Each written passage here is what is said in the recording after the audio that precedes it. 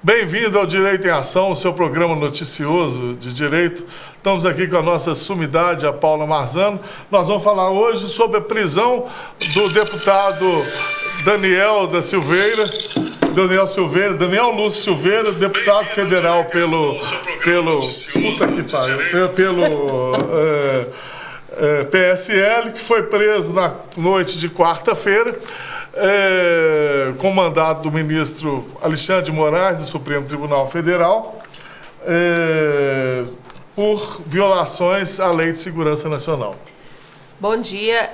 A gente trouxe esse tema hoje pelas razões óbvias, né? A questão está sendo discutida em todos os caminhos, todas as redes sociais, todos os professores de direito constitucional, todos os juristas, as pessoas realmente estão muito inflamadas com o que aconteceu e a gente quer trazer um olhar mais crítico, mais analítico ao que foi feito, lembrando o tempo inteiro que ninguém é dono da verdade, a gente está fazendo uma análise sobre o que foi divulgado. E a primeira grande coisa que eu acho que a gente tem que ter em mente é o seguinte: para que a gente forme nosso convencimento, é extremamente importante que nós todos tenhamos o cuidado de, antes de analisar o que está sendo divulgado pelas redes sociais e pela imprensa, ir na fonte da informação. Então eu oriento a todos que estão realmente interessados nesse tema que procurem, primeiro, o vídeo do deputado, onde ele faz as ofensas, né, as acusações, né, o vídeo que deu ensejo à sua prisão, e assistam ele inteiro, porque é extremamente importante saber o que realmente foi dito, porque as pessoas estão distorcendo a realidade, estão divulgando os fatos de forma truncada, e isso é muito perigoso. Segunda coisa, depois de feita a análise cuidadosa do vídeo que ele divulgou, eu sugiro que seja lido o despacho do Alexandre de Moraes, a decisão na íntegra que está disponível na internet, para que seja verificada quais foram as razões que levaram o ministro Alexandre de Moraes a expedir esse mandado de prisão. As pessoas estão distorcendo os fatos, né, fazendo análises perigosas das palavras dele. Depois que isso for feito, sugiro também que seja verificado o vídeo da prisão do deputado, onde ele se recusa a colocar a máscara, a forma com que ele se posiciona, a forma com que ele se dirige à policial que estava solicitando a ele que colocasse a máscara, né? E verifique também os antecedentes, tem um outro vídeo também que mostra ele quebrando a placa da Marielle, onde ele, de certa forma, né, tá destruindo patrimônio público, incita violência de certa forma. Em tese, obviamente, como eu já disse, eu não sou dona da verdade, né, é só uma análise. E aí, depois disso tudo, então, eu acho que deve-se formar o convencimento baseado no que a própria lei diz, que é o que a gente vai tentar explicar para vocês agora, para esclarecer as situações todas que deram ensejo ao que está acontecendo. Hoje, às 13 horas, inicia-se, então, o julgamento na Câmara, para verificar se essa prisão será mantida ou não, né? E aí a gente vai ver o desfecho dessa história ao longo do dia. Achei que era 17 horas, não é? 17? Eu acho que era. Enfim. Bom, enfim, hoje à tarde. Bom, a primeira dúvida, gente, que todo mundo levanta e faz uma análise literal da Constituição Federal, é do artigo 53 da Constituição, que fala o seguinte: os deputados e senadores são invioláveis, civil e penalmente, por quaisquer de suas opiniões, palavras e votos. E os deputados e senadores, desde a expedição do diploma, são submetidos a julgamento perante o Supremo Tribunal Federal. Primeiro, o foro competente para processar e julgar deputado federal no exercício do mandato é o Supremo Tribunal Federal, por crimes cometidos no exercício do mandato ou fora dele. Tá? Isso é tranquilo. Segundo, a imunidade dos deputados e senadores. À primeira vista, parece que é uma imunidade material absoluta. Mas, se você pegar o site do Supremo, a parte que fala sobre as decisões do Supremo em relação à imunidade parlamentar, vai ver que desde o ano de 1991, que o Instituto da Imunidade Parlamentar atua no contexto normativo delineado por nossa Constituição, como condição e garantia da independência do Poder Legislativo, seu real destinatário, em face dos outros poderes do Estado. Estende-se ao congressista, embora não constitua uma prerrogativa de ordem subjetiva deste. Trata-se de prerrogativa de caráter institucional, inerente ao Poder Legislativo, que só é conferida ao parlamentar ratione muneris, ou seja, em relação ao cargo, em função do cargo e do mandato que exerce. É por essa razão que não se conhece ao congressista, em tema de imunidade parlamentar, a faculdade de a ela renunciar. Trata-se de garantia institucional deferida ao Congresso Nacional. O congressista, isoladamente considerado, não tem sobre ela qualquer poder de disposição. A imunidade parlamentar material só protege a congressista nos atos, palavras, opiniões e votos proferidos no exercício do ofício congressual. São passíveis dessa tutela jurídica constitucional apenas os comportamentos parlamentares cuja prática seja imputável ao exercício do mandato legislativo. A garantia da imunidade material estende-se ao desempenho das funções de representante do Poder Legislativo, qualquer que seja o âmbito parlamentar ou extra-parlamentar dessa atuação. Então, gente, desde 1991 já há no Supremo Tribunal a discussão sobre a extensão desta prerrogativa dos parlamentares de imunidade por suas opiniões e por suas palavras e votos. Ela é absoluta ou não é? O que se chegou é que é livre.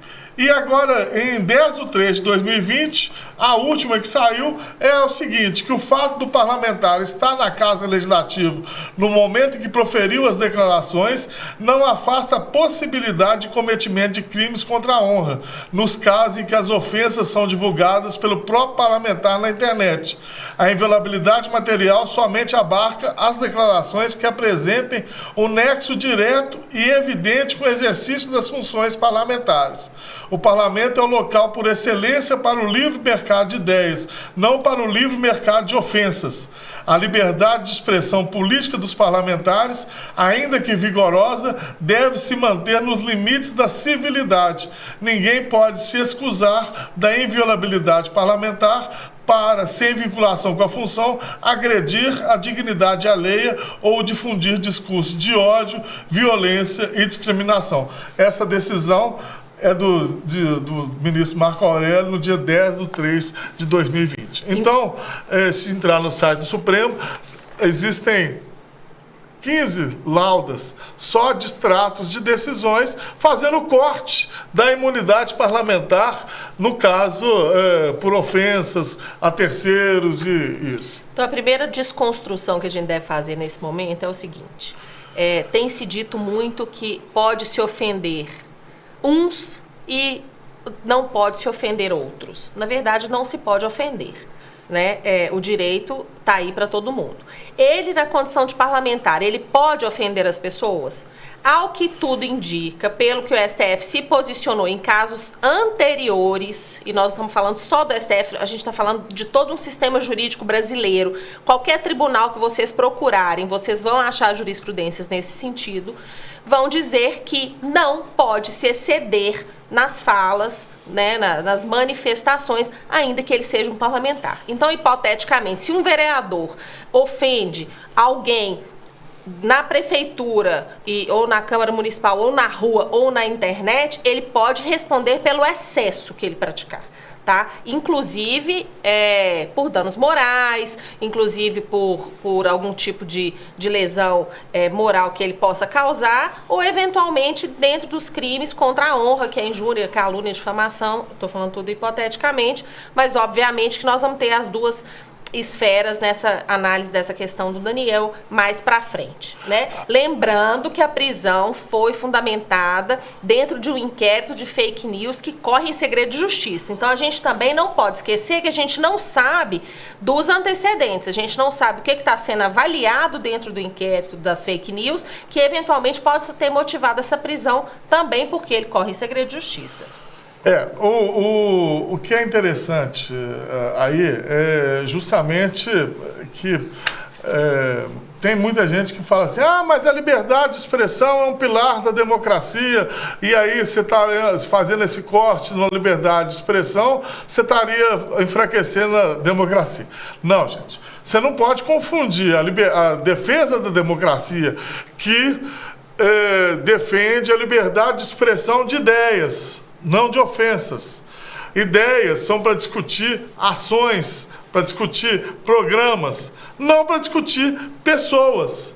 Porque quem discute pessoas são as pessoas que amam as pessoas ou que odeiam as pessoas. E a questão de relação de ódio ou de amor não é uma questão pública, é uma questão particular. Então, se discutir ideias, eu acho que a Suprema Corte tem extrapolado muitas suas decisões com o ativismo judicial, eu acho que tem que reduzir o poder dos ministros, porque eu acho que está pernicioso à própria democracia. Esse tipo de discurso qualquer um pode fazer. Isso não, eu não estou falando que o Supremo Tribunal Federal é comandado por um bando de ladrões e que essa instituição tem que acabar. Isso, são coisas completamente diferentes. Apontar os defeitos da instituição, apontar arestas que têm que ser aparadas, faz parte do jogo democrático. As críticas dos jornais, dos meios de comunicação, fazem parte dos meios democráticos. Tanto que a própria Constituição fala que é vedado o anonimato e que você pode recorrer à justiça para você ter a sua reparação do dano à sua imagem. Isso daí nós tratamos no outro programa aqui, que foi o programa do... A gente já falou disso várias vezes. Inclusive, nós falamos no outro programa aqui sobre o Supremo, anterior, né? Que a pessoa... que foi sobre a censura prévia. Porque o programa da semana passada, a gente estava discutindo a questão da possibilidade ou não do direito ao esquecimento. Isso. E aí a gente falou exatamente disso, da liberdade de expressão, do direito de divulgar as informações, né? Que essa liberdade de expressão tem um limite, né? A gente falou muito disso semana passada. A gente nem sabia que ia acontecer essa questão do Daniel, foi realmente uma coincidência, mas ilustra muito bem o que a gente está falando hoje, que é o quê? Tem que haver um limite. Eu vou ler um pedaço do voto do Alexandre de Moraes para vocês entenderem do que nós estamos falando. Abre aspas. O Alexandre de Moraes está transcrevendo uma fala do deputado no vídeo. O que acontece, Fachin, é que todo mundo está cansado dessa sua cara de filha da puta que tu tem. Essa cara de vagabundo. Várias e várias vezes te imaginando levando uma surra, quantas vezes eu imaginei você e todos os integrantes dessa corte. Fecha aspas. Eu só imaginei, abre aspas, que você premeditasse. Ainda que eu premeditasse, não seria crime. Você sabe que não seria crime. Ele tem toda uma conotação. Eu quero saber o que você vai fazer com os generais, homenzinhos de botão dourado. Você lembra? Eu sei que você lembra. Vocês não têm caráter, nem escrúpulo, nem moral para poderem estar na corte. Eu concordo completamente com Abraham Weintraub, quando ele falou, eu por mim colocava todos esses vagabundos na cadeia. Isso é defender a democracia ou isso é uma ofensa? A grande questão é essa. Até que ponto o deputado estava defendendo o que ele entende por democracia? Até que ponto ele estava defendendo um ponto de vista dele? E até que ponto ele estava simplesmente vomitando ofensas aos membros do STF e afins? E veja bem que ele quando ele fala que quer que todos os ministros tomem um couro na rua, ele está personificando a instituição STF, porque ele não está falando, Fachin, eu não gosto de você, ou não gosto do Alexandre de Moraes porque acha ele feio, bobo, ou qualquer coisa desse jeito. Ele está falando assim, não, eu quero que Alexandre de Moraes de Xandão do PCC. É muito estudo. O que a gente está querendo dizer é o seguinte, realmente houve um excesso ou não? Né? E isso aí tem que ser protegido pela imunidade parlamentar ou não? Mas aí pior que isso é quando ele coloca aí, o que você vai fazer contra os homens do botão dourado? Ele está colocando uma instituição contra a outra. Ele, como deputado federal, olha só, ele não é um youtuberzinho, não, ele é um deputado federal usando o cargo dele para colocar uma instituição, que é as organizações militares, contra o Supremo Tribunal Federal e vice-versa. E depois, mais na frente, ele tenta colocar contra o Congresso Nacional também, né, Paulo? Pois é, ele fala, olha aqui, quantas vezes eu imaginei você na rua levando uma surra? Ele está falando isso para um ministro do Supremo Tribunal Federal. Não é o que o Flávio está falando, não é um youtuber falando de outro youtuber. Nós estamos tratando de instituições garantidoras da democracia, de instituições que têm que ter estabilidade e, inclusive, respeito recíproco entre elas. Né? Quando você pega uma autoridade pública, uma pessoa que tem uma visibilidade pública muito grande, foi um cara bem votado no estado do Rio de Janeiro, essa pessoa, com essa visibilidade, vai na internet, que é o meio de comunicação mais ágil que a gente tem hoje, e lança esse turbilhão de acusações, ofensas e afins. Até que ponto essa pessoa pode deixar, né, pode se permitir que essa pessoa fique livre na manifestação do pensamento dela, né? Até que ponto que as instituições têm que se calar e abaixar a cabeça e falar, não, é um parlamentar e ele tem o direito de falar o que ele quiser. A imunidade dele vai alcançar isso tudo? Até porque a gente tem que lembrar uma coisa da democracia, gente. Democracia, ao engano de algumas pessoas, não é o sistema de governo, o sistema de decisão, que há uma ditadura da maioria, não. Não é isso. As decisões são tomadas pela maioria, mas o objetivo das decisões serem tomadas pela maioria é que você consiga compatibilizar a coabitação e o convívio das diversas parcelas diferentes da população. Quando você faz esse tipo de ataque nesse nível, você não está compatibilizando a convivência dos desiguais. Então isso é um ato antidemocrático, de qualquer jeito. Esse tipo de insulto, você não está fazendo nada construtivo que não é democrático. Por quê? Você não torna viável o convívio. Você criticar a postura de qualquer ministro, eu não concordo com os julgamentos do ministro tal, porque eu acho que ele é despreparado tecnicamente. Beleza, gente. Na função dele de ministro lá, ele tem que aguentar que você fale que não gosta dos votos dele, que acha que ele faz tudo errado. Faz parte, tá? Agora, você falar que ele gosta de dinheiro, que ele é a nata da merda, gente, isso daí não constrói nada, não. Isso daí não são adjetivos compatíveis com um diálogo de alto nível de pessoas que têm que conviver por um período maior do que 15 minutos num boteco, né, gente? Então, se você está pensando e está exercendo cargos que você vai ter que relacionar com pessoas durante vários anos e mais do que isso, resolver os problemas de várias parcelas da população que tem interesses diferentes, se você tratar nesse nível, você simplesmente fica fora do sistema. E aí que veio a capitulação legal do ministro Alexandre para o crime dele, que não foi um crime de injúria.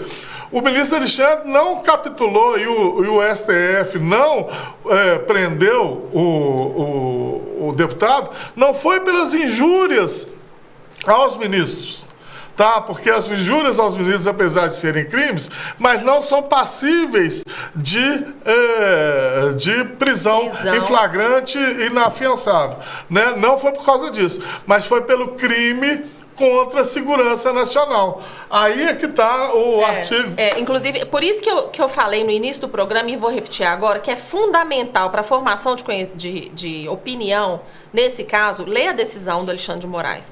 Porque o que está sendo dito é que ele foi preso por causa de crime de injúria. Ele não foi preso pelo crime de injúria. Não foi.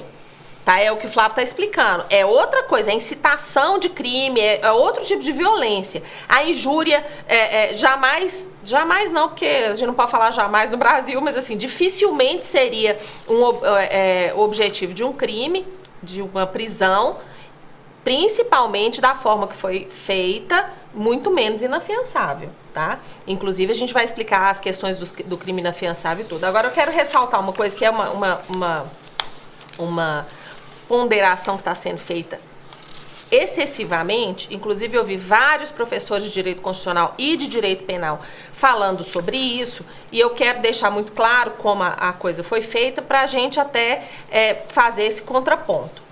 Está assim na decisão do Alexandre de Moraes.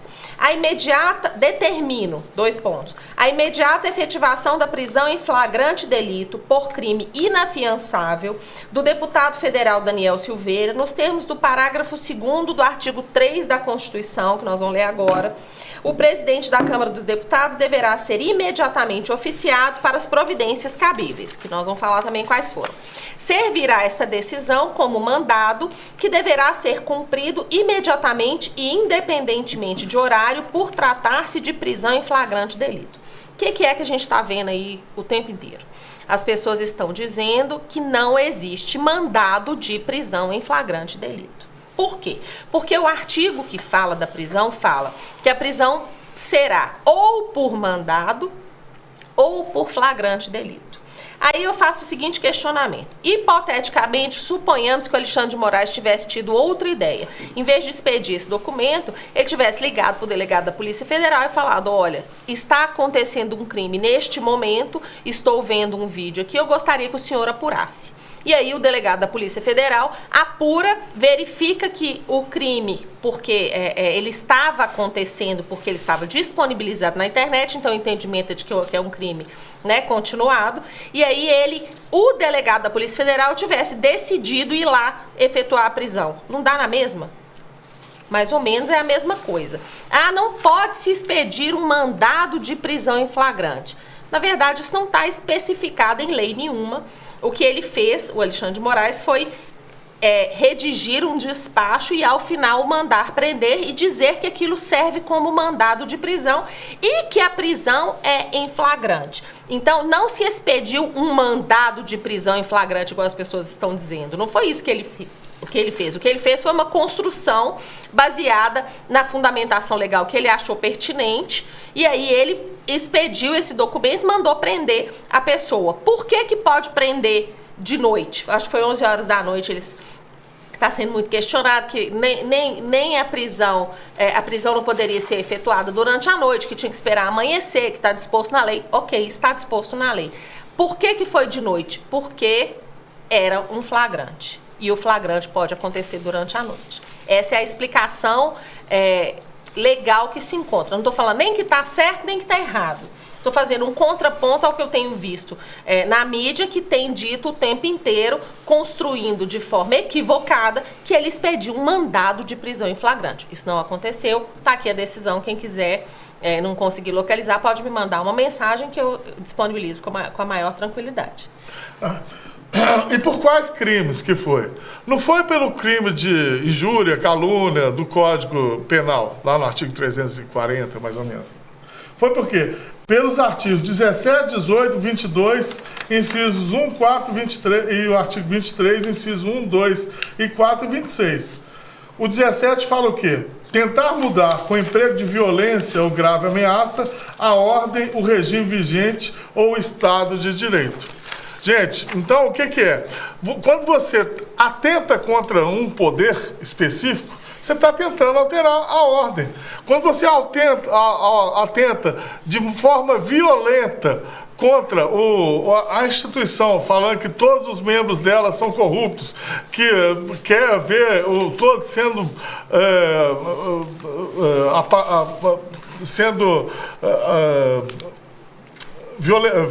sofrendo violência em praça pública, você está de forma com emprego de violência ou grave ameaça, né, tentando alterar a ordem. Passeou nesse artigo. Então, não há que se falar que há perseguição, né? Realmente, a conduta dele foi típica, né? Então, ele não só falou que o Alexandre de Moraes era feio, ele falou que o Supremo Tribunal Federal tinha que acabar, né? Que lá não tem ninguém que vale a pena. É diferente. O que as pessoas têm que lembrar, gente, é que o direito não é uma ciência exata. O direito, ele cabe interpretação. E quem interpreta o direito são as instituições. Os juízes, o trabalho deles é exatamente de interpretar a norma e aplicar. Foi isso que ele fez. Ele interpretou a norma e aplicou. Pesou a mão? Talvez tenha pesado a mão, mas ele não fez nenhuma ilegalidade. O Alexandre de Moraes é um ministro extremamente estudioso, ele tem livros de direito constitucional publicados, livros que são indicados na graduação, todos nós estudamos pelos livros do Alexandre de Moraes. Não tem cabimento as pessoas irem para a mídia falar que ele é um idiota. As pessoas estão criticando as coisas que o Alexandre fez como se ele fosse um imbecil. Você pode até não concordar com a posição jurídico-política dele, gente, mas falar que o cara é despreparado, né, gente? Cria um argumento factível. Não concordo com o pensamento de Vossa Excelência por causa disso. Agora, não concordo com Vossa Excelência porque você... Aí começa a xingar porque não tem argumento. Se você não tem argumento, fica calado, que é melhor. Agora, o direito tem essa característica, as pessoas têm que aceitar isso. Dentro do direito, você interpretar determinada norma para justificar determinado posicionamento seu é o normal, é o que acontece o tempo inteiro. Por isso que tem tantas opiniões divergentes, por isso que a gente vê pessoas concordando e pessoas discordando o tempo inteiro, fundamentadas na lei. Agora, isso não quer dizer que ele seja um imbecil. Agora, o artigo 18, que também foi enquadrado, tentar impedir com emprego de violência ou grave ameaça, o livre exercício de qualquer dos poderes da União ou dos Estados. Então, a forma que ele faz, a crítica que ele faz, a forma que ele acha que o STF não deve mais atuar, inclusive falando que ele tem prejudicado o presidente da República, que foi uma das coisas que ele falou também, que o STF só age dessa forma, também faz ele passear nesse artigo 18 aqui, que é tentar impedir que o emprego de grave ameaça o livre exercício do poder judiciário, né? Principalmente ele sendo um deputado federal. No artigo 22 também fala: fazer em pública propaganda de processos violentos ou ilegais para alteração da ordem política ou social e de qualquer dos crimes previstos nessa lei. Então, são condutas que ele realmente fez. Incitar a subversão da ordem política ou social, a animosidade entre as Forças Armadas ou entre essas e as classes sociais ou instituições civis.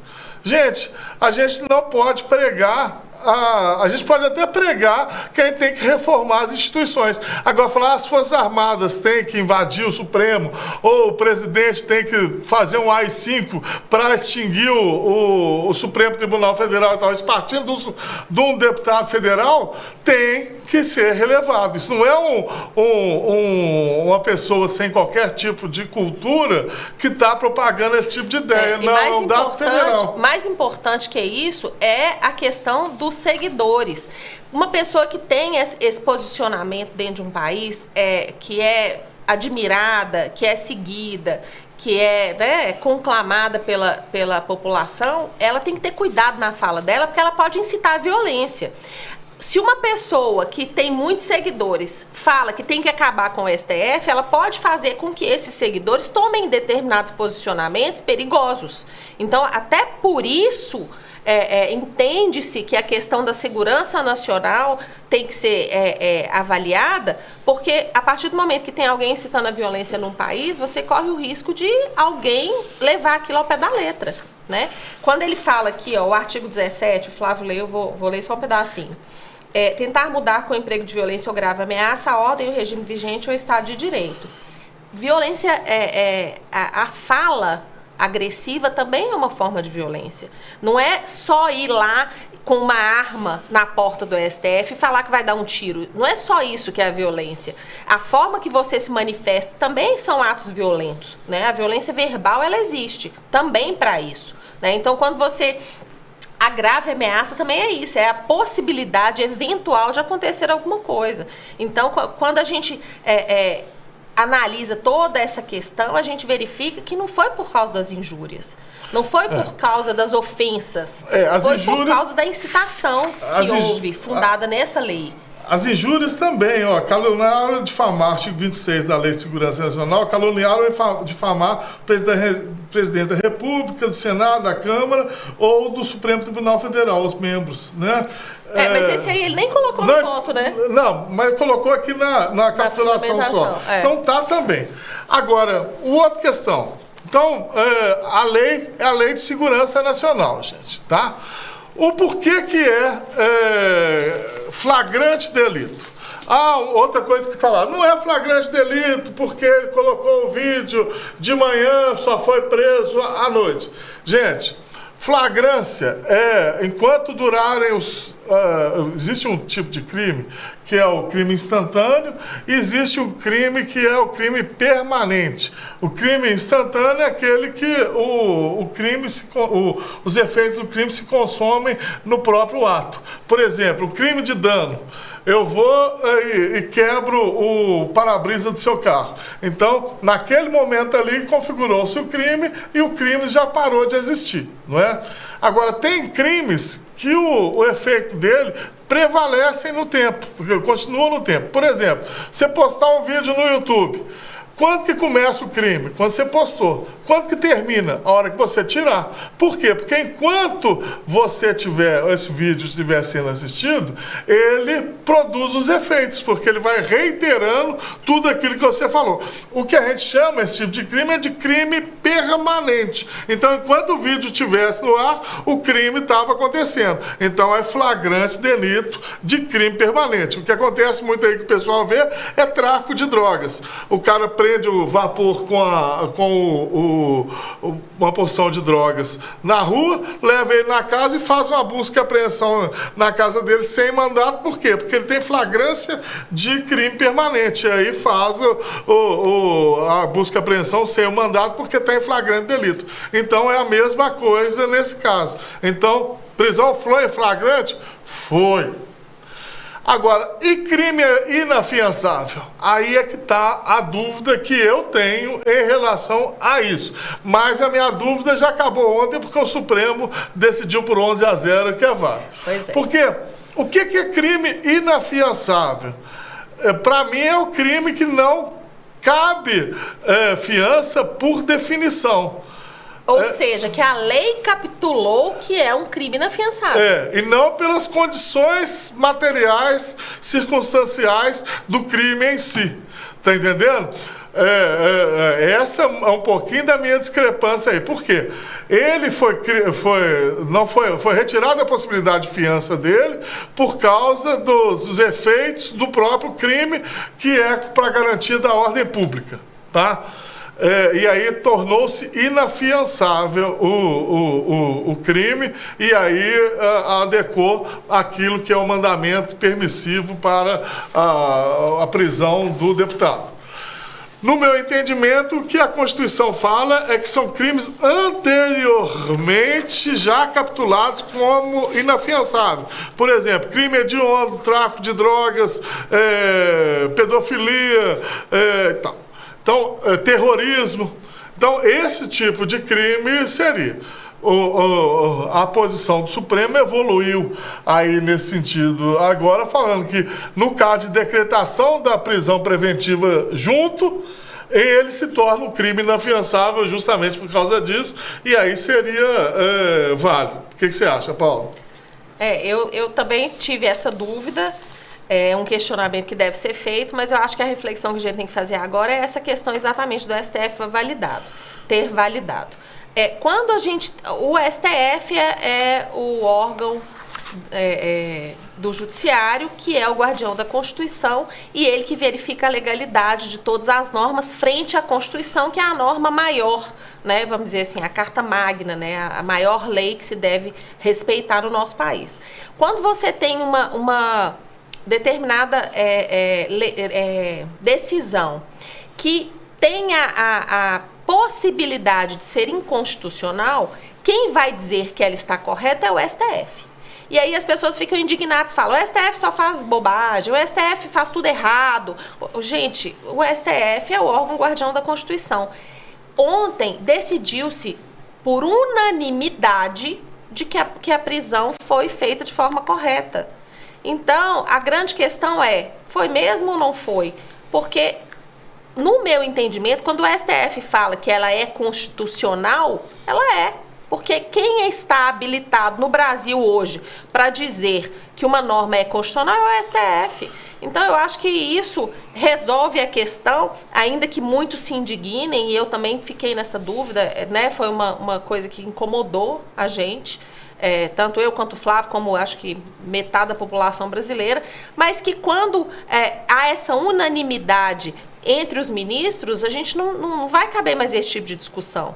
Ah, mas antes decidiu diferente. Ok, as jurisprudências, elas são mutáveis. As decisões vão sendo alteradas, né? À medida que o entendimento vai mudando, as coisas vão mudando também. O sistema judiciário funciona dessa forma, né? Então, é difícil fazer esse contraponto. Eu vou me colocar constitucionalmente contra o STF, guardião da Constituição, que falou por unanimidade que está certo?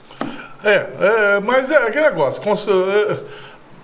Enfim, também as interpretações, gente, e aí que entra o que está no artigo 3 da Lei de Segurança Nacional, que fala o seguinte, artigo 2. Quando o fato estiver também previsto como Código Penal, no Código Penal Militar ou em leis especiais, levar-se em conta para a aplicação dessa lei a motivação e os objetivos do agente e a lesão real ou potencial aos bens jurídicos mencionados no artigo anterior. Então, o que acontece? Antes de enquadrar na Lei de Segurança Nacional, você vê todo o que é. Se eu chegar amanhã levantar aqui e falar assim, tem que acabar com o Supremo, lá só tem corrupto e tal. Pô, quem que é o Flávio? Flávio não é ativista político, tá lá, tá na frente do boteco falando um monte de coisa sem sentido, é só injúria e deixa lá. Agora, cara é deputado, está liderando um movimento anarquista de direita e de violência. Não é? Quebrou a placa da Marielle, está associado a vários tipos de crimes. Foi aí que no voto do ministro Alexandre ele fez o histórico do deputado, que tem mais de 80 prisões lá, que estava para ser expulso da polícia, que isso, que aquilo, que aquilo outro. Não é? Por quê? Porque na lei você tem que fazer essa medição do histórico dele para que você defira ou não a aplicação da Lei de Segurança Nacional. Foi por causa disso que foram outros questionamentos que o pessoal falou, por que está expondo ele, por que está falando do histórico dele, tal, de crime, de violência e tal, se não tem nada a ver com o processo. Deixa eu fazer um corte rapidamente. Toda vez que uma pessoa que acaba caindo dentro do sistema criminal vai ser julgada ou que vá se expedir um mandado de prisão contra essa pessoa, todas as vezes, o juiz avalia os precedentes, se tem antecedente criminal, se não tem, pede a CAC e a FAC, que são as certidões de antecedentes criminais, para ver o que a pessoa já fez. A pessoa que não tem nada que seja oposta a ela como negativa, ela tem um olhar mais benéfico pelo julgador. E o Alexandre de Moraes fez isso. E ele fala isso no voto. Quem assistiu ele dando voto na internet, lá na TV Justiça, também passou. Ele explica, né? O deputado, ele já tinha historicamente na vida dele algumas situações que ensejavam que ele era uma pessoa agressiva, violenta. Essa análise do perfil da pessoa é feita com todo mundo, gente. Não é só com ele que fizeram isso, não. Ele não é a vítima do mundo, coitado. Coitado, foram olhar o passado dele. Todo mundo que entra no sistema passa por isso. Todos os processos criminais tem a CAC, tem a FAC. Isso é normal. Normal. Agora, eu quero fazer um questionamento que é o seguinte. Meus amigos criminalistas que não me deixam mentir, né? Os advogados que atuam na área criminal que vão corroborar o que eu estou dizendo. Quem vocês conhecem que foi preso dentro do sistema legal normal, que teve uma visita de um assessor no dia seguinte e que levou 2 celulares para ele? Me fala quem que conseguiu, no dia seguinte da prisão, receber a visita de um assessor que não foi revistado, que não foi visto nem nada. Eu não sei se vocês estão sabendo disso, mas eles encontraram ontem 2 celulares da cela dele. Que instituição democrática que esse homem está buscando, se ele quer um tratamento diferenciado, onde ele quer que o tratamento seja de um jeito para um, de outro para outro? Por que as pessoas falam tanto em aplicação da norma? Ele não quer se a norma seja aplicada para ele, não? Não, e quem que é preso que a polícia deixa gravar um vídeo de 20 minutos, né, logo depois da prisão? Quem que fica no IML preso, batendo boca com a polícia do IML e a outra polícia deixa, pegando nos agentes? Gente, eu nunca vi preso pegar no ombro de agente, companheiro, eu nunca vi isso. Gente, o preso comum, ele vai algemado, ele vai no camburão lá atrás, sentadinho lá atrás, ele não chega dentro da delegacia batendo boca com ninguém. O máximo, ele podia até bater boca que ele ia sofrer uma sanção ali naquele momento. Então, assim, para aquelas pessoas que buscam, né, essa aplicação da norma, né, o 2 pesos, que discute a questão do 2 pesos, 2 medidas, cabe uma reflexão agora nesse momento. Será que realmente está sendo aplicada a norma para esse senhor da forma que deveria ser aplicada? É assim que funciona? Preso comum pode receber visita no dia seguinte sem a família ir lá cadastrar? Família fica, às vezes, um mês sem ver o preso, porque tem que fazer um cadastro e não sei aonde, aí entra, faz revista íntima, porque esse senhor recebeu uma visita no dia seguinte do assessor. Até porque a democracia pressupõe que são todos iguais perante a lei. Os privilégios, na verdade, que são confundidos, são prerrogativas. Prerrogativas são o quê? São poderes específicos para determinadas funções, para que elas possam garantir a própria democracia. Então, deputado, a imunidade de você não é para atacar a democracia que garante a sua imunidade, não. É para que você possa defender a própria democracia. Então, quando você se sente superior à lei e você utiliza dessa proteção da lei como essa prerrogativa, ela vira um privilégio contra a própria democracia que tem que ser combatida. Aí você mostrou que gosta de privilégios, deputado, quando você vai para o IML e não quer usar máscara, quando você não se acha superior à policial que está lá, se acha superior aos policiais que estão fazendo o trabalho, se conduzindo, se acha superior ao sistema carcerário quando está com 2 celulares, enquanto o preso não pode. Então, se quer construir uma sociedade que seja mais justa, comece dando exemplo, seguindo as leis. Abre mão dos privilégios, né? Assim? Que tipo de briga pela democracia é essa quando você reivindica para si mesmo privilégios que não existem? Aí nós já falamos sobre o crime e tal. Agora, audiência de custódia ontem. O pessoal, às vezes, confunde audiência de custódia com audiência do processo, gente. Primeiro, o juiz que fez a audiência de custódia ontem, apesar de tecnicamente ele ter o poder de liberar o preso, de fato, era um assessor do Alexandre de Moraes, ele não vai soltar o deputado indo contra uma decisão do próprio Alexandre de Moraes. Aí o juiz de garantias da audiência de custódia é para ver se foi tudo correto dentro do procedimento de prisão. Que o deputado até se utilizou das prerrogativas e dos direitos garantidos por essa audiência de custódia, apesar de que ele falava sempre que era vagabundo só que se utilizava desse tipo de expediente. Não é. Isso é uma prerrogativa que todos têm para garantir a legitimidade do sistema. Isso é para todos. Não é só para vagabundo não, deputado, tá vendo? É para qualquer um que ache que esteja tendo o seu direito violado. E aí, qual que é o jeito certo?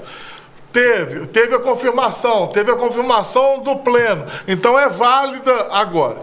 Aí remete para o Congresso, que aí o artigo 53 fala o quê? Ó, desde a expedição do diploma da 53 da Constituição, os membros do Congresso Nacional não poderão ser presos, salvo em flagrante de crime inafiançável, então pode ser preso nesse caso. Nesse caso, os autos serão remetidos dentro de 24 horas à casa respectiva. Então, vai ser remetido os autos que foram remetidos para a Câmara dos Deputados. Para que, pelo voto da maioria dos seus membros, resolva sobre a prisão. Então, vai resolver o quê? Se ele continua preso ou não. Tá entendendo? Não quer dizer que ele não vai ser processado, não. Aí, exatamente isso é o quê? Isso é uma prerrogativa do Congresso, do Legislativo, que é o quê? Para evitar qualquer tipo de prisão política, que os deputados vão ver se isso é ou não, se isso está no exercício legítimo do mandato dele ou não, ele fazer esse tipo de ponderação. Se o Congresso achar que está, eles colocam ele na rua. Se achar que não, beleza, vai continuar preso. Aí a bola está com o Congresso. Então, o que acontece? O Supremo chegou ao limite dele, jurídico. Agora, o Congresso... Olha para vocês verem que não é a ditadura do Supremo, não. Agora, o Congresso tem a palavra final. Não, gente, nós estamos aqui, ó, apesar de ser um cara agressivo e tal, ele está no exercício legítimo do mandato dele de deputado. Ele foi eleito por pessoas que pensam desse jeito e ele vai fazer propaganda disso. Beleza, ó, não vai ter processo contra ele. Hoje eles decidem. Ou então, não, realmente esse tipo de ideia, nem nós aqui do Congresso vamos permitir isso, então vai continuar preso e nós vamos te caçar. Lembrando que o Congresso Nacional, a Câmara dos Deputados, pode instaurar procedimento para verificação de falta de decoro parlamentar também, né? Isso ainda não foi verificado, não está sendo cogitado ainda, mas é uma possibilidade. Ele pode responder por falta de decoro dentro da própria casa dele, né? Da Câmara dos Deputados. O que eu acho que vai acontecer? Eu acho que eles vão manter a prisão e eu acho que ele vai ser enquadrado por terrorismo.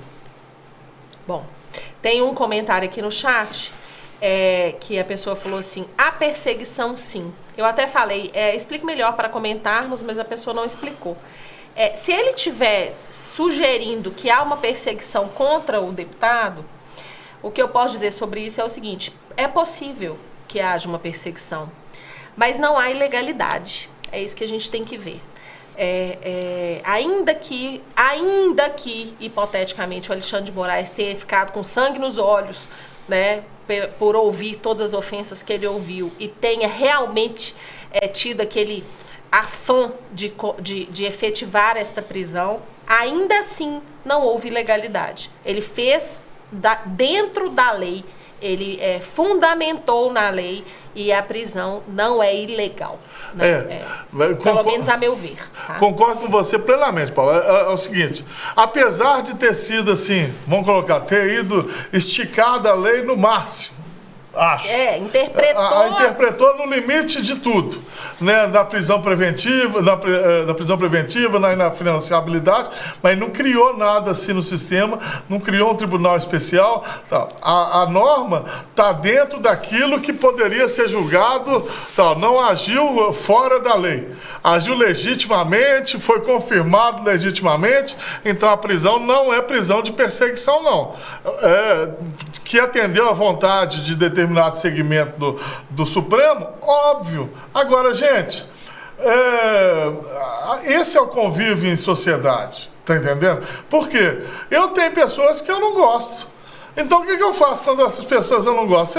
Eu chego num lugar, eu vou embora, tal, saio. Agora, eu não chego na casa da pessoa que eu não gosto, ou vou para a porta da casa dela e falo assim, ô, você é um sem vergonha, safado. O cara vai chamar a polícia para mim, e eu vou estar dando meu direito. Tá entendendo? São coisas diferentes. Uma coisa sou eu, tá lá no Congresso Nacional, discutindo, falando, eu não gosto desses caras do Supremo, dentro de um conjunto. Outra coisa, você tá no carnaval, aí você cria um vídeo de assinte às instituições, de graça, colocando um poder contra o outro, tentando derrubar as instituições estabelecidas. Ué, gente, isso é palha seca. Se pegar alguma fagulha, o negócio pode explodir. E aí, gente, tem muita discussão no sentido, assim, de que existem no Brasil inúmeras outras situações onde pessoas, às vezes até em vídeos na internet, ofendem outras pessoas e que nada é feito. Ok. Concordo, realmente existem. Inclusive, muita gente falou, mas tem um monte de gente que vai pra internet e xinga o presidente e ninguém faz nada. Verdade, concordo. Então, que se façam, que se tomem as providências, então, contra as pessoas que estão ofendendo o presidente. Não é porque não se prende as pessoas que ofendem o presidente que não pode prender ninguém. A situação é exatamente o inverso. Tem que se punir aqueles que praticam o crime e não o contrário. Você não pode querer que uma pessoa que em tese praticou um crime não seja punida só porque um tanto de gente não foi punida. É exatamente o contrário que tem que ser feito. Se está sendo punida uma pessoa porque praticou um crime, tem que se punir as demais. Então aqueles milhões de brasileiros que estão indo para a internet falar mal de A, B, C ou D, que se tomem então as providências contra eles. Se você se sente ofendido porque alguém te xingou na internet, entra na justiça contra essa pessoa, vá à polícia, faça um boletim de ocorrência e não fica lá batendo no peito, pregando que não pode prender a pessoa porque ele ofendeu sim, mas tem um tanto de gente que ofende também. Não é assim que as coisas funcionam, não, ué. É isso aí? É isso aí. Olha, vocês não conhecem a Paula, viu? Se vocês soubessem como é que ela é brava, Jaguatirica, vulgo Jaguatirica. Olha, o Evandro Moreira comentou aqui no chat, é inadmissível esse deputado incitar o povo contra o STF, instituição democrática de direito, cadeia nele. Comentário, né, de um Evandro. Obrigado, Evandro, pela participação. Só deixar claro aqui, gente, que na democracia a gente tem que prezar pelas instituições. O poder institucional é que tem que atuar. É lógico que as instituições têm vícios, têm erros. A gente tem que primar para quê? O Ministério Público está faltando e tal coisa. Vamos tentar ajustar o Ministério Público para ele trabalhar melhor. Vamos tentar ajustar o Poder Judiciário para trabalhar melhor. Vamos criticar sim, mas criticar da forma construtiva. Tá entendendo? Tá ruim com eles, mas sem eles é muito pior, né? Senão a gente vai para a barbárie. Então nós temos que limpar as instituições, fazer com que elas funcionem plenamente e acabar com a carteirada nas instituições. Falar, eu sou deputado, por isso que tem que funcionar. Não, tem que funcionar a instituição pela lei. Qualquer cidadão chegar lá e pedir e ser atendido porque é um cidadão, a instituição funcionando. Isso é a democracia. A instituição funcionando, a instituição ser maior do que nós. Agora, quando a pessoa é maior do que a lei, aí realmente aí a gente tem que... Parte para anarquia. Passa para anarquia. Bom, é isso aí, pessoal. Eu espero que a gente tenha abordado todos os assuntos. O tema é muito amplo, né? E ainda não teve um desfecho definitivo, então fica difícil até fazer uma análise mais conclusiva. Mas vamos acompanhar e aí, eventualmente, se a gente perceber a necessidade, a gente volta no assunto e traz mais informações para vocês, tá? Nas redes sociais eu vou continuar divulgando notícias que eventualmente venham acontecendo. E a gente vai comunicando também. Queria deixar um beijo para minha filha Bárbara Vitória, para o meu filho Pedro Vitório, para minhas irmãs, para o meu cunhado, que manda sempre um videozinho do bom, tá? Meu cunhado de fruta. Marca aí no like para nós, inscreva aí no canal, tá? Um beijo, um abraço, amo vocês, amo você, Hector, tá? Amo você, Rodrigo. Amo você, Carolina. Tá bom. Tá? Até semana que vem. Até semana que vem.